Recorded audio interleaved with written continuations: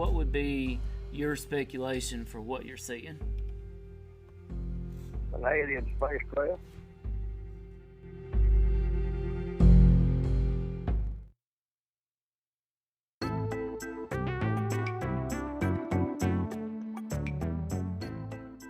All Things Unexplained.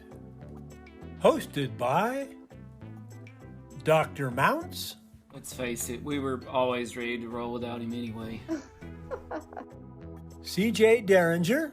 Ain't nobody perfect, right? And Smitty Neebs. I've never planned out hardly anything my whole life. I just freeball. Featuring Cajun Man. I'm just old nobody, somebody looking for somebody.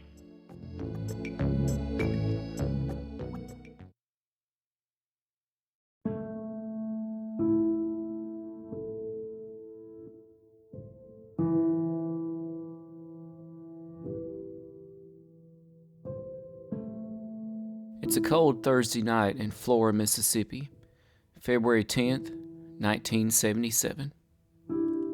Over a dozen law enforcement officers witnessed something they cannot explain. Some of the names in this show are publicly available. However, per the request of Mr. Billy, the subject of this episode, we will not mention any of their names. Mr. Billy was just one of the law enforcement officers there that night. This was not Mr. Billy's first encounter with the unexplained in Flora, Mississippi. Approximately 20 years earlier, he encountered UFOs for the first time.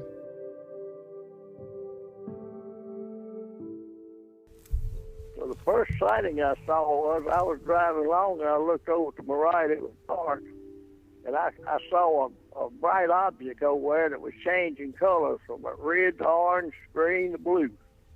And I got to looking, I said, that's not the moon. And I got to watching it, and I didn't go very far, and all of a sudden it was stationed there, and all of a sudden it shot to the southwest at about a 45-degree angle, just like a tracer out of a rifle barrel. And I don't know how far it went, but it wasn't but just 2 or 3 seconds. It stopped dead still again, and I could see the colors it was changing. The red, orange, green, blue colors. Throughout the years, Mr. Billy had several encounters with UFOs. He had always kept this to himself until one night. I saw it several times. I would never tell nobody because I couldn't show them, and I knew, it's like seeing a bear cross the road. Everybody would say, yeah, now we know we got them. But I wouldn't tell nobody until one night I got to the little restaurant down here where I was headed, and it was still up in the sky. There was 5 people in there, and I called them out and said, I'm going to show y'all something, and I showed it to them. That's the first time I mentioned seeing it. Come to find out, the 2 ladies that owned the restaurant, after they hadn't said anything about it, they had lived out here west of Flora on 22 on the way to Vicksburg. And they had an encounter with it where it come over their car and knocked the motor out. It scared them so bad they bought a house here in town on 3rd Street and moved from out there to Flora. Almost 4 years earlier, October 11th, 1973, 200 miles away on the coastal town of Pascagoula, Mississippi, Charles Hickson and Calvin Parker were abducted by aliens. They went on to report this encounter to the police. It has become one of the most infamous cases in all of ufology. My father-in-law was sheriff in the county just above him, and he knew sheriff. There was a sheriff there in Pascagoula. And I got an insight of what the sheriff told him. He said what they saw was real. He said they put them in a room when they got there. He said they were just all the pieces. And he said they put them in a room, with one of the viewing windows, and left them in there like they do a lot of suspects. And they got in the viewing window, and he said they was crying and moaning and getting down and praying. The younger boy, I think it completely changed him. I don't think it affected the older one. I see that I believe his name was Parker, one of them, the older ones. I used to see him come on and they would they would interview him again, and he's told the same story. Flora, Mississippi, 4 years later. Well, before I got there, it was a deputy, off-duty city policeman, and his friend was in their truck, and they drove out across the cotton field to get to it, it started backing away from them and went back over the trees. And when they come back, it came back. The deputy and the constable was in a patrol car, and they were going west on Coxberry Road, and they were going out to get a bale of hay from his dad-in-law, which is about a mile and a half this side of the siding. And they saw this light coming down. They thought it was an airplane crashing. So they went on around the road there for the mile level, how far it was. And when they got there, it was dark. And the thing was hovering below the tree line. You know how at night you can see the tree line and see the light above it. It was hovering above the tree line. So when I got there, he had got on the radio and called, and it was, at that time, probably at least 20 law enforcement officers there. And when I got there, and what happened when he saw it on the tree line, they thought then it was a helicopter. So it was about 400 yards across the cotton field to where it was hovering. And the constable was riding shotgun, and he let the window down, and he said, "Cut your engine off, I can't hear anything." So he cut his engine off, and he still couldn't hear anything. So he took his flashlight and turned and shined it toward it, and when it did, the thing just zoomed right over the top of the car. At this point, the deputy decided they needed some more help. It was time to go pick up Mr. Billy. The deputy looked out and looked up, and it was hovering directly above him, and he said all he could see was looked like a red flame or something in the center of the thing. And it scared him so bad, he didn't go forward. He went backwards and turned around and took off back toward Flora. And he got on his radio and said, anybody listening, look west of Flora and see if you can see a light in the sky. Well, it was a highway patrolman and a deputy. Everybody on the radio heard him, and that's when they all started out there. I was at home on my couch with my family. It was approximately 9:30 that night. I forget what day it was. And there was a loud knocking on my door, and I went to it and opened the door, and there stood the deputy sheriff, and I knew very well, and his eyes was about as big as saucers. And he said, "Billy, get your camera. That thing you've been telling us about is out here." And I got my camera and got in my car. I was a reserve deputy here at the time, and I had a radio in the car, and I got in the car and followed him. He wouldn't go back out there. He stopped about a mile and a half, 2 miles this side of it, and that's as far as he'd go. It had shook him. It was around 20 feet. When I got there, there was about 20 law enforcement officers there. There was highway patrol, it was the city police, it was 2 constables, one of them from Canton, and the deputy sheriff, and then our constable here. It was about 20, and then about 5 or 6 more came after that. But we was approximately 400 yards from it across the cotton field. And it looked to me like now this is, I didn't put no measure, no, this is looking like it was between 20 and 30, 40 feet wide, right at the center of it where the portholes was. And it looked like it was probably 20 feet longer or higher than it was wide. So it was a pretty good sized craft. So when I got there, the thing was hovering about, 15, 20 feet off the ground, or maybe closer.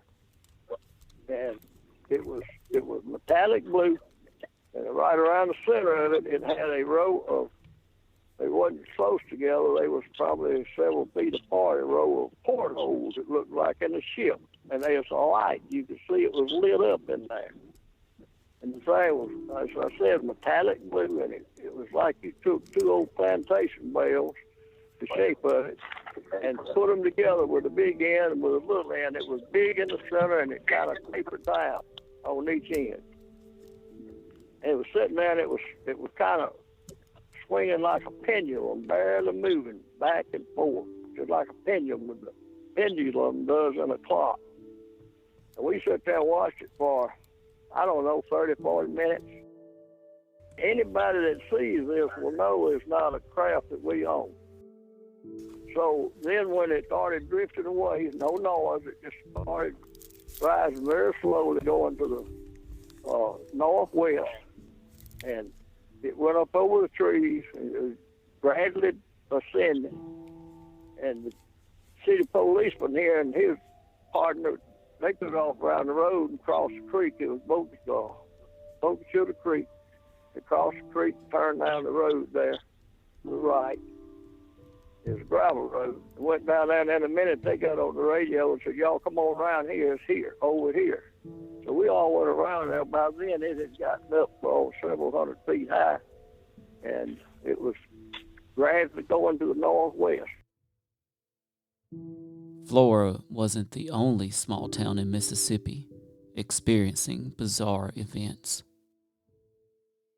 That same night, I don't say it's the same object, but there's a lot of people in Belladonna, which is 60 miles north of here. They spotted it. I spotted something. It was similar to what we saw. About the same time, I don't remember when, the Mississippi chemical plant at Yazoo City got knocked down completely.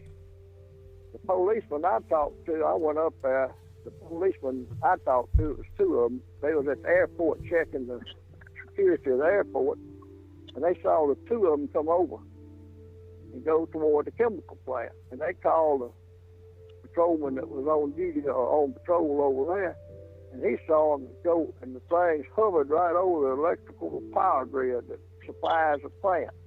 And then in a minute, the whole plant went black. It was a locomotive sitting there, a diesel locomotive that was switching the cars that they hauled all their products off in.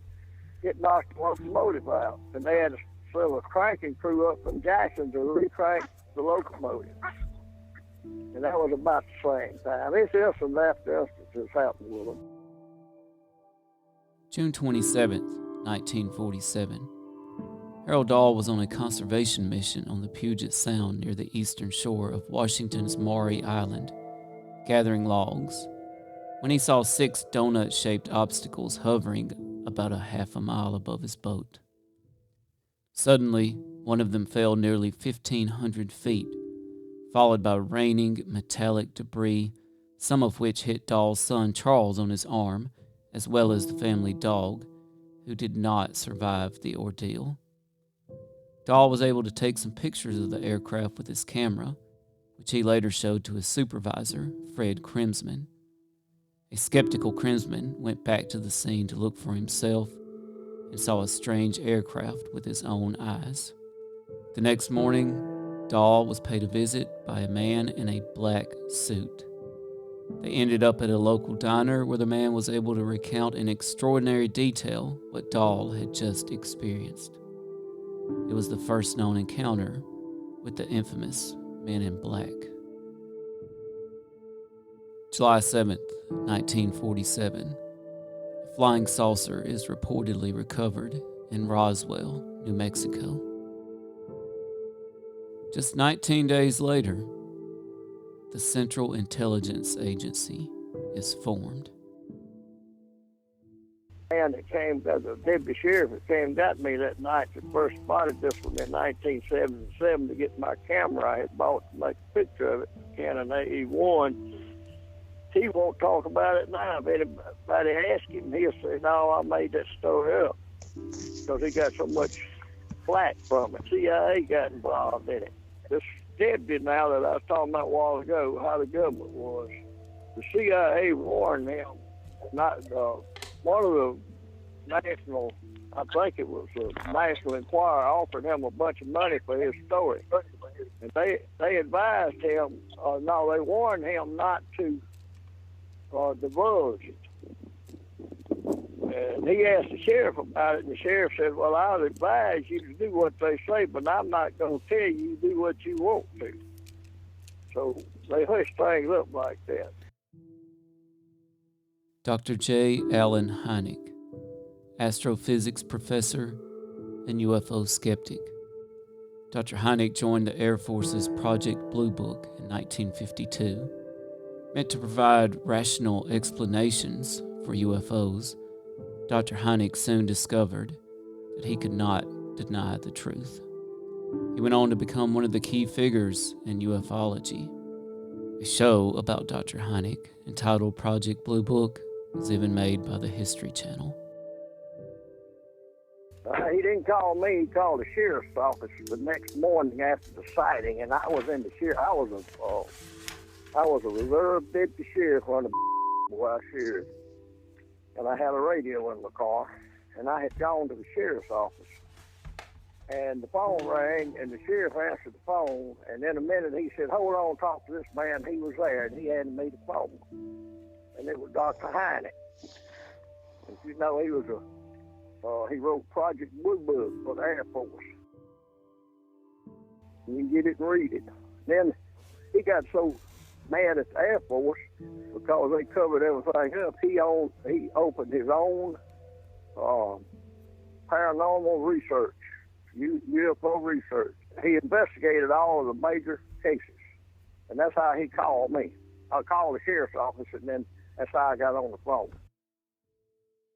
The sheriff answered, and he said, "Just a minute, I'm going to let you talk to this fellow here." He was out there, and he handed me the phone with Dr. Hynek. And he's a scientist, and he studies these things, the phenomenon that's connected with them. And he started asking me questions. He said, "Are y'all around an atomic plant?" I said, "No, sir." He said, "A military base?" I said, "No, sir." I said, "We're out here in the country." I said, We're 20 miles from Jackson, and there's no cities. We're a small town." And he said, "Well, our theory is that these things, that magnetic lines come to Earth just like radio waves." And he said that our theory is that these things guide down on these lines to that point. And he said, what they do then out there, we don't know. But he said, we know that from what we found out all over the world, that they have somehow got the technology to harness gravity. Like many UFO encounters, the lives of everyone involved were changed forever. The man now that spotted it won't talk to nobody about it. Now, he'll talk to me about it, and he's told me he's seen it since, but he won't tell nobody else. The deputy told me afterwards he'll talk to me anytime, but he won't talk to nobody else. If I got somebody with me, he won't answer. Mr. Billy has returned to the area since this dramatic encounter. I've carried folks out there and showed them I hadn't been right to it, but I'll tell you something else that just came to my mind. That was in March, I believe, that year. Well, in July, cotton was up about waist high. I think it was July the 4th. I'm not sure, but it was around July the 4th. My brother-in-law owns a flying service, and we was flying in one of his planes, and I said, I want you to fly over where we saw that UFO, and we flew over it. And out there with the cotton was about waist high, and out there where we saw it, it was two round circles, 20 feet across. It wasn't a thing growing. It was as clean as your floor. This was not the last encounter for Mr. Billy and the people of the region. Kind of a metallic blue looking. It didn't have the bright lights on it that you see off at a distance. And when you see it off at a distance, when I first saw it, and I've seen it since, it had red, orange, green, and blue as the lights. And they don't blink, they pulsate. You know, the difference between blinking is like an airplane. If you see a light blinking, that's an airplane. But if you see one pulsating, that's getting lighter and dimmer, then that's the kind of light they got on. The following spring, Mr. Billy told the story of two farmers being harassed by a UFO. It scared them so bad they had to jump off the tractor and hide underneath. Now, one time since, I've seen another craft that tailed me to the side down the highway coming across 433. That's been 20 years ago, and I could see the porthole in it. Why are there not more reported incidents? It's a sad commentary on today's society. 80% of the people don't ever look up. Grown-ups walk by my house all the time exercising, and guess what?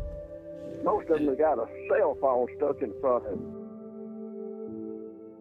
I'd like to say special thanks to all the unexplained ones for making our first year so amazing. We've had so much fun on this journey. We've made it up to the top 25 on the Science Podcast charts. We even got nominated for a Podcast People's Choice Award. On behalf of CJ and Smitty, thank you. You've been listening to All Things Unexplained. If you liked this podcast, please do give us a 5-star rating and leave us a review. If you would like to hear more All Things Unexplained, be sure to follow us wherever you listen to your podcasts. Our show depends on the support of listeners like you. To help keep us going, please be sure to visit patreon.com/allthingsunexplained. Our Patreon patrons get early access to podcasts, as well as exclusive audio and video clips. Or you can find us on Venmo under the business accounts. Just look for @Bigfoot UFO. Additionally, you can support us at buymeacoffee.com/unexplained. If you can't get enough of us, go ahead and check us out at allthings-unexplained.com. A special thanks to our producer, director, sound mixer, editor, and the man who wears far too many hats. No, seriously, he wears a lot of hats, Dr. Tim Mounce. Without you, we couldn't keep the lights on. Thanks for listening to All Things Unexplained.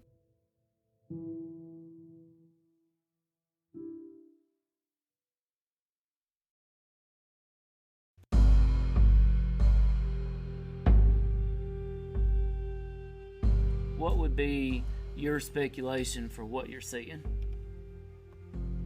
An alien spacecraft.